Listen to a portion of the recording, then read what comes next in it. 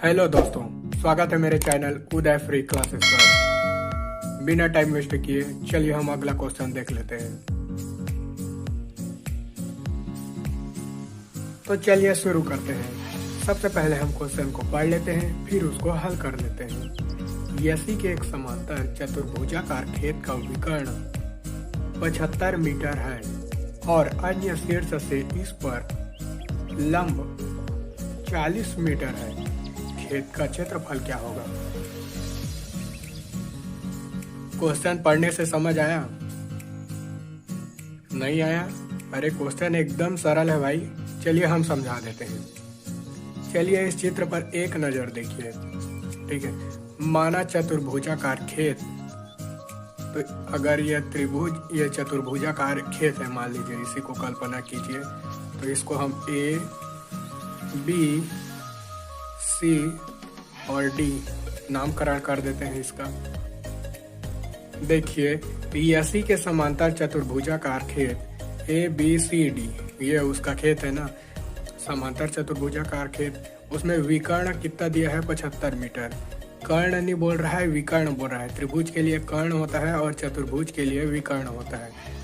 मान लेते हैं ये विकर्ण 20 से खींचा जाता है,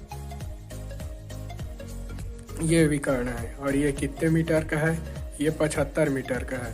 तो यहाँ हम 75 मीटर लिख लेते हैं। ये 75 मीटर का है, तो यहाँ हम 75 मीटर लिख लिए। यहाँ तक अपना क्वेश्चन के अनुसार जम गया है।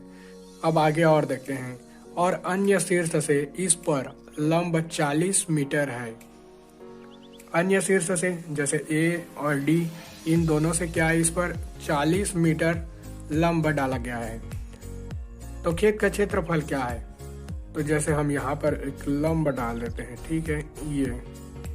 ये इधर भी रहेगा, सेम टू सेम, यहाँ भी रहेगा और यहाँ भी रहेगा। तो पहले हम इसी साइड का लिख लेते हैं और बाकी इधर का छोड़ देते हैं अभी, ठीक है। तो ये कितना है इसका? 40 मीटर लंब है, ठीक है। लंब के लिए ए डाल देता हूँ।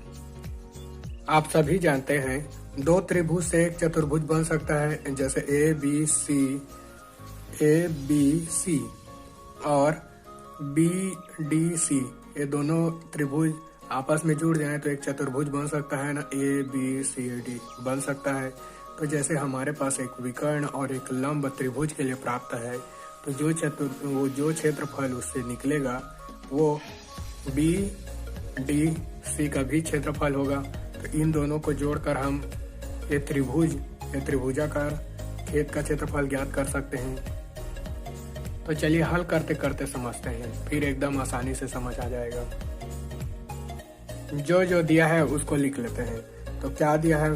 पहले विकर्ण दिया है तो विकर्ण लिख लेते हैं। विकर्ण कितना दिया है? 75 मीटर, इसको लिख लेते हैं। फिर लंब भी दिया है तो उसको भी लिख लेते हैं, 40 मीटर, लंब भी लिख लिए। इसके बाद त्रिभुज का क्षेत्रफल का सूत्र लगाते हैं। माना त्रिभुज ए बी सी, माना त्रिभुज ए बी सी का क्षेत्रफल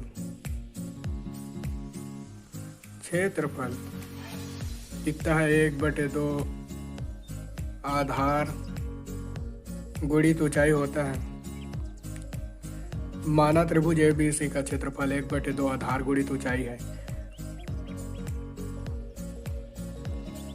चित्र को एक बार और अच्छे से देखिए। विकर्ण को हम आधार मानते हैं, तो लंब क्या हो जाएगा? ऊंचाई होगा। क्योंकि बी और सी आधार में है, तो ये 75 अपना क्या हो जाएगा? आधार हो जाएगा। तो ये लंब क्या होगा? अपना ऊंचाई हो जाएगा। तो लिख लेते हैं 1/2 आधार क्या है? अपना विकर्ण आधार बन जाएगा, तो 75 लिख लेते हैं। और ऊंचाई कितना हो जाएगा? 40 हो जाएगा, तो इसको लिख लेते हैं, ठीक है। तो जो कटा है उसको कटा देते हैं, तो ये 40 कट जाएगा 2 से, तो यहाँ हो जाएगा 20।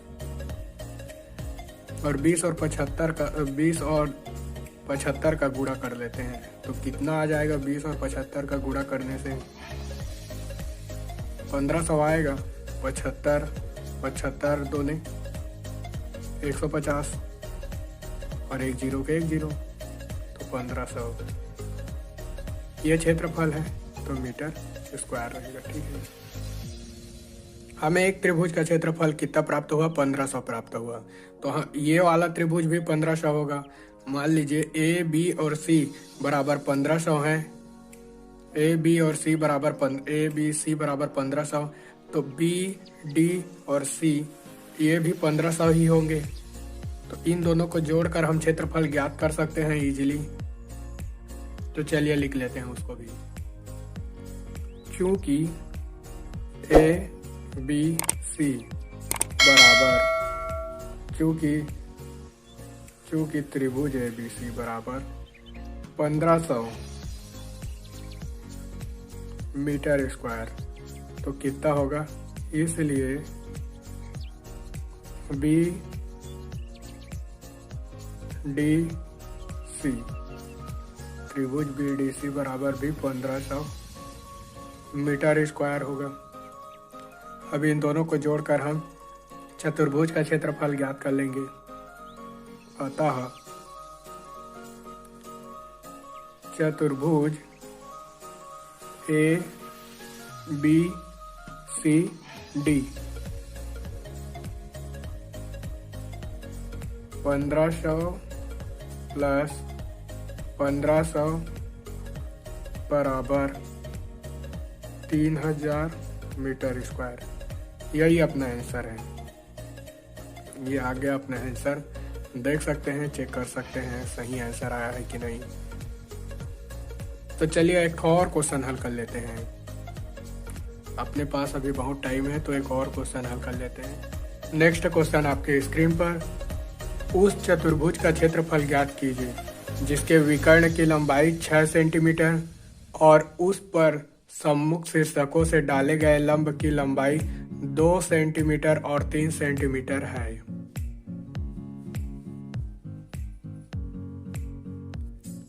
अभी जो हमने पिछला वाला क्वेश्चन हल किया सेम टू सेम उसी के जैसा ये भी है। वीडियो को थोड़ा रोके और कमेंट करके मेरे को आंसर दें। चलिए मैं हल करके बताता हूँ, देखते हैं किसका किसका सही हुआ है। उस चतुर्भुज का क्षेत्रफल ज्ञात कीजिए। चतुर्भुज का क्षेत्रफल ज्ञात करना है तो चतुर्भुज ए बी सी और डी, चतुर्भुज ए बी सी डी जिसके विकर्ण की लंबाई 6 सेंटीमीटर है, तो इसका विकर्ण की लंबाई कितना होगा, 6 सेंटीमीटर होगा। इसके विकर्ण की लंबाई 6 सेंटीमीटर होगा।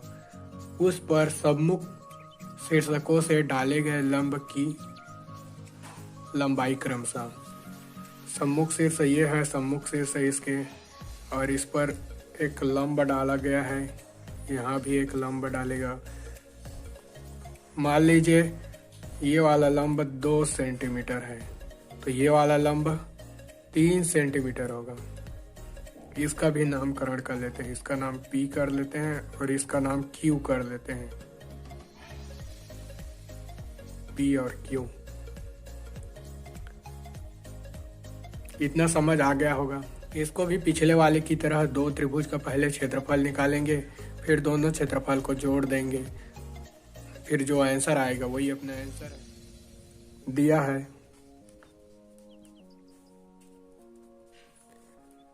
अपने पास विकर्ण प्राप्त है तो विकर्ण लिख लेते हैं। विकर्ण 6 सेंटीमीटर प्राप्त है। फिर अपने पास लंबाई प्राप्त है, एक लंबाई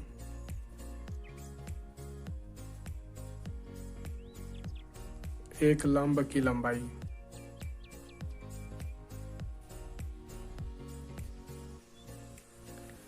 एक लंब की लंबाई एक लंब की लंबाई ए और पी मान लेते हैं। ए और पी बराबर कितना है, 3 सेंटीमीटर। और एक तो कितना है, ये लंब की लंबाई लिख लेते हैं।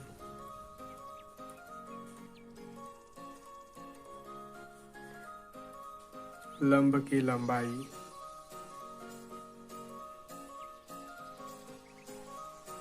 ये कितना है, डी और क्यू, तो डी और क्यू ये कितना है, ये 3 है सॉरी, और ये 2 है। हो गया। तो चलिए हल करते हैं। माना त्रिभुज ए बी सी बराबर 1/2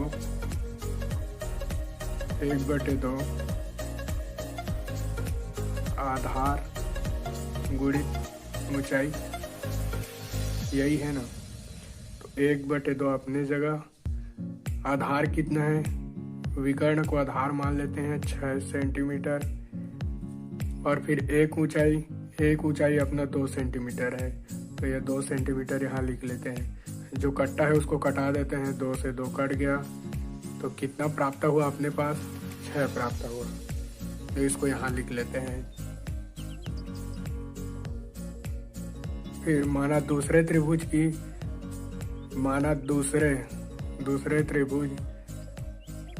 की ऊंचाई कितना होगा, या दूसरे त्रिभुज का क्षेत्रफल कितना होगा, BDC बराबर 1/2 आधार गुणित ऊंचाई होगा। तो 1/2 जैसे का तैसा, आधार में कितना होगा 6 और ऊंचाई कितना है 3, तो 2 से 6 कट गया, कितना हो गया 3, और 3 कितना हो गया 9। तो यहाँ हल करते हैं, इस पार हल कर लेते हैं।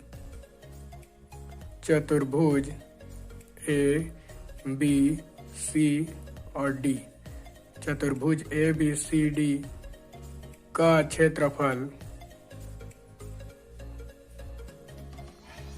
कितना होगा, दोनों त्रिभुज को जोड़ेंगे तो इसको कोष्ठक के अंदर A B C plus B D C, तो कितना होगा ए बी सी अपने पास 6 प्राप्त हुआ था और ये 9 प्राप्त हुआ था। 9 और 6 को जोड़ देते हैं, कितना हो जाएगा 15 सेंटीमीटर स्क्वायर। ये अपना आंसर है।